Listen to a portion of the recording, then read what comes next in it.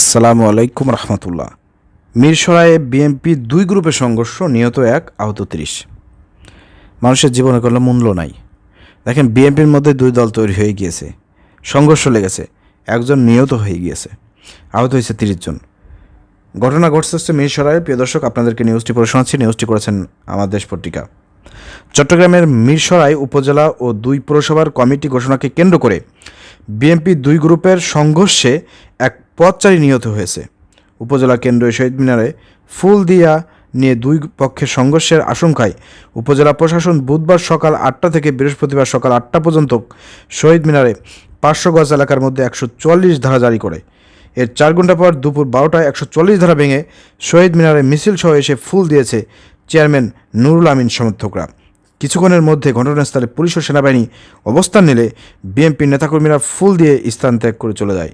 বুধবার 26 মার্চ বড়াইয়ারহাট পৌরসভার সদ্য ঘোষিত কমিটির আহ্বায়ক মাইনউদ্দিন লিটনের বাড়ির সামনে প্রথমে হামলার সূত্রপাত হয়। মাইনউদ্দিন লিটন মিরসরাই উপজেলা বিএনপির আহ্বায়ক আজিজুর রহমান চৌধুরীর নেতৃত্বে একটি মিছিল বড়াইয়ারহাট বাজারে এলে নুরুল আমিন চেয়ারম্যানের সমর্থকদের সঙ্গে সংঘর্ষে জড়িয়ে পড়ে। এই সময় মোহাম্মদ জাভেদ 45 নামে এক পথচারী নিহত হন। দেখেন, বিএনপির দুই গ্রুপের মধ্যে সংঘর্ষ, মাঝখান থেকে একটি লোক, যে কোনো দল করে না, একজন পথচারী, তিনি জীবন দিলেন। চিন্তা করে দেখেন কোন বাংলাদেশে আমরা বসবাস করতেছি। বিএনপির এই যে দুই গ্রুপ, আগে আমরা দেখেছি ফ্যাসিবাদের সময় আওয়ামী লীগের দুই গ্রুপের সংঘর্ষ, ছাত্রলীগ আওয়ামী লীগের মধ্যে সংঘর্ষ, ছাত্রলীগের দুই গ্রুপের মধ্যে সংঘর্ষ। সেই ভাবধারা কিন্তু আমরা বর্তমান বিএনপির মধ্যে দেখতে পাচ্ছি। বিএনপি যদি সে আওয়ামী লীগের পথে হাঁটতে চায়, ছাত্রলীগের পথে হাঁটতে চায়, দেশে যদি আইন শৃঙ্খলা পরিস্থিতি অবনতি করে, অস্থিতিশীল পরিবেশ তৈরি করে, এভাবে যদি যারা সংঘর্ষ করে একে অন্যকে যদি আহত করে, হতাহত করে, নিহত করে, তাহলে তো আওয়ামী লীগের সাথে বিএনপির কোনো পার্থক্য থাকলো না। তারা একই তাদের চরিত্র তো একই আমরা দেখতে পাচ্ছি। কেন এরকমটা তো হওয়ার কথা ছিল না? এরকমটা তো আমরা বিএনপির কাছ থেকে আশা করি নাই। নিহত আহতদের উপজেলা স্বাস্থ্য কমপ্লেক্সের পাশাপাশি বিভিন্ন প্রাইভেট হাসপাতালে চিকিৎসা দেওয়া হয়েছে। নিহত জাভেদ চট্টগ্রামের বায়েজিদ থানার বাংলাবাজারের নীলগিরি আবাসিক এলাকার জাহাঙ্গীর ও জাহিদা বেগমের ছেলে।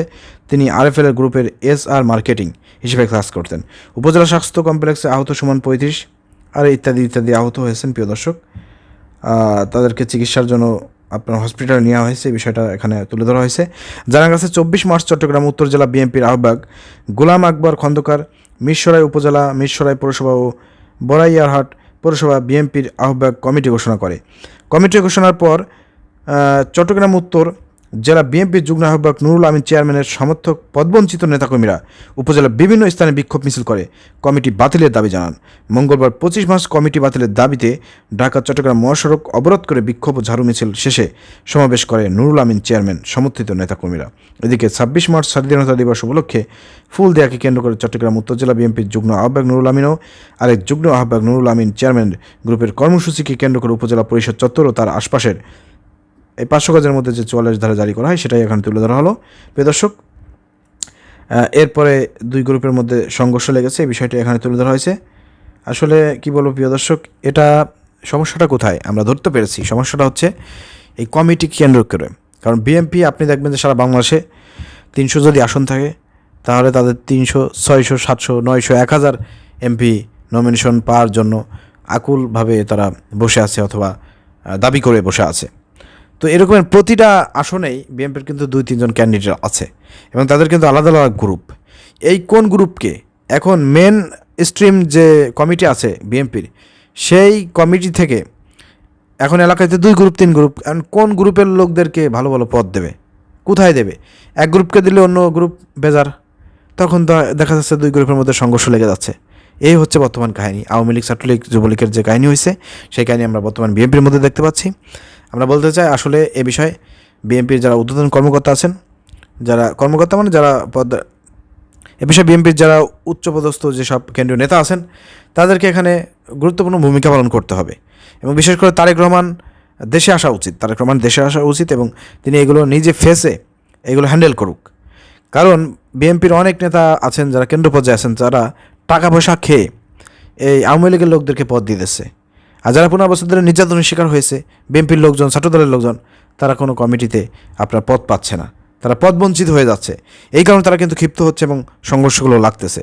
এই জন্য তারেক রহমানের দেশে আসা উচিত এবং তিনি নিজেগুলো ফেস করবেন, হ্যান্ডেল করবেন, তাহলে হয়তো বিএনপির মধ্যে যে সমস্যাগুলো আছে এগুলো সমাধান হবে। দেখেন বিএনপির যে কার্যক্রম আজকে এই 7-8 মাসে 5 আগস্টের পরে এটা কিন্তু বহুল বিতর্কিত এবং জনমনে কিন্তু অনেক প্রশ্ন জন্ম নিয়েছে। আগামীতে বিএনপি ক্ষমতায় আসবে কি আসবে না সেটা নিয়েও কিন্তু অনেক সন্দেহ প্রকাশ করতেছে জনগণ। এটার কারণটা হচ্ছে কারণ সারা বাংলাদেশের চাঁদাবাজি, দখলদারিত্ব, বিভিন্ন রকমের অপকর্মের সঙ্গে বিএনপির নেতাকর্মীরা কোনো না কোনোভাবে জড়িয়ে যাচ্ছে। সবার কথা বলছি না। ইতিমধ্যে 2000+ নেতাকর্মীকে বিএনপির চেয়ারপারসন, ভারপ্রাপ্ত চেয়ারপারসন তারেক রহমান বহিষ্কার করেছে। আরও তো অসংখ্য নেতাকর্মী ইতিমধ্যে গ্রেপ্তার হয়েছে। এছাড়াও আরও যারা আছে তারাও কিন্তু এই পদকে ব্যবহার করে বিভিন্ন রকমের ডাকাতি, চুরি, বিভিন্ন রকমের অপকর্মের সঙ্গে ধর্ষণ, অনেক অপকর্ম তারা করে যাচ্ছে। যার কারণে আজকে দেশের জনগণের কাছে বিএনপি কিন্তু আওয়ামী লীগের মতন একটা ফ্যাসিবাদ দল হিসেবে প্রতিষ্ঠিত হয়ে গিয়েছে। এই জন্য আগামীতে বিএনপি ক্ষমতা আসুক এটা জনগণ চাচ্ছে না। যদিও বিএনপি নির্বাচনের জন্য অনেক পাগল হয়ে গিয়েছে, কারণ যত দিন যাবে তত কিন্তু বিএনপির নাম খারাপ হবে এবং তাদের ফিল্ড নষ্ট হয়ে যাবে, ফিল্ড খারাপ হবে। এই জন্যই তারা দ্রুত নির্বাচন চেয়ে আর কি তাড়াহুড়া করে ক্ষমতা আসতে চায়। তো ক্ষমতায় বিএনপি আসলে পরে বাংলাদেশের পরিবেশ পরিস্থিতি আওয়ামী লীগ 15 বছর ধরে যেটা করেছে তার চাইতে ভয়ঙ্কর হবে, এটা আমি লিখে দিলাম। এটা আপনারা মনে রাখেন, দেখবেন যে কারণ এই 6-7 মাসে আমরা যেটা দেখতে পেয়েছি ক্ষমতায় আসার পরে তারা কি করতে পারে, কতটা ভয়ঙ্কর হতে পারে। আর আপনারা জানেন যে আওয়ামী লীগ ফ্যাসিবাদের দোসররা তারা কৌশলে বাঁচার জন্য, মামলা থেকে বাঁচার জন্য বিএনপি নেতাদের মানে গায়ে এখন ঘেঁষা দিচ্ছে, তাদের দলে যোগদান করতেছে, টাকার বিনিময়ে তারা পদ নিচ্ছে। এভাবে যখন ফ্যাসিবাদের দোসররা, আওয়ামী লীগের দোসররা যখন বিএনপিতে যোগদান করবে তারা বিভিন্ন রকম অপকর্ম করবে, নাম বিএনপির হবে, খারাপ নাম হবে বিএনপির। এছাড়া বিএনপির নেতাকর্মীরা দীর্ঘ 15 বছর ধরে যেহেতু তারাও অনেক নির্যাতনের শিকার ছিল, তাদের মধ্যে একটা খাই ভাব আছে, তারা না খাইয়ে রয়েছে, তারাও খাওয়ার চেষ্টা করবে, সব ধরনের অপকর্ম করার চেষ্টা করবে এবং ইতিমধ্যেই করা শুরু করেছে, যেটা সোশ্যাল মিডিয়া এবং বিভিন্নভাবে আপনারা নিউজে দেখতে পাচ্ছেন। তো সেই জায়গা থেকে ভয়ঙ্কর হবে, পরিবেশ পরিস্থিতি খুবই ভয়ঙ্কর হবে। আমি শুধুমাত্র জাস্ট দেশের জনগণকে একটা অনুরোধ করতে চাই যে আপনারা একটু চিন্তা ভাবনা করে আগামীতে ভোট দেন, কাকে ক্ষমতা আনবেন, কাকে ক্ষমতা আনলে দেশ দুর্নীতিমুক্ত হবে, দেশ শান্ত থাকবে, দেশের মানুষ শান্তিতে ঘুমাতে পারবে, দেশ উন্নয়ন হবে, উন্নতি হবে। কারা একটু আপনার চিন্তা ভাবনা করেন, ভুল করেন না। আগে অনেক ভুল করেছেন, 50 বছর ধরে অনেক ভুল করেছেন। এই ভুল যদি আবারও করেন তাহলে এই দেশে এই যে 2000 মানুষ জীবন দিয়েছে, হাজার হাজার মানুষ পঙ্গুত্ব বরণ করেছে, অমৃত সরকারের পতন ঘটিয়েছে, ফ্যাসিবাদের উৎখাত করেছে, এগুলো সব ব্যথা যাবে সঠিক জায়গা যদি আপনারা ভোট না দেন এবং সঠিক মানুষদেরকে, সঠিক দলকে যদি ক্ষমতায় না আনেন, সেটা কিন্তু বৃথা যাবে। অতএব এই বিষয়ে আপনারা একটু চিন্তা ভাবনা করবেন, এটা আপনাদের প্রতি আমার আহ্বান থাকবে। যারা ভিডিওটি ওপেন করেছেন আমি আপনাদেরকে অনুরোধ করব যে আপনারা যদি আমার কথাগুলো আপনাদের সঠিক মনে হয় এবং ভালো লেগে থাকে তাহলে ভিডিওটি শেয়ার করে সবাইকে দেখার সুযোগ করে দেবেন। আসসালামু আলাইকুম রহমতুল্লাহ।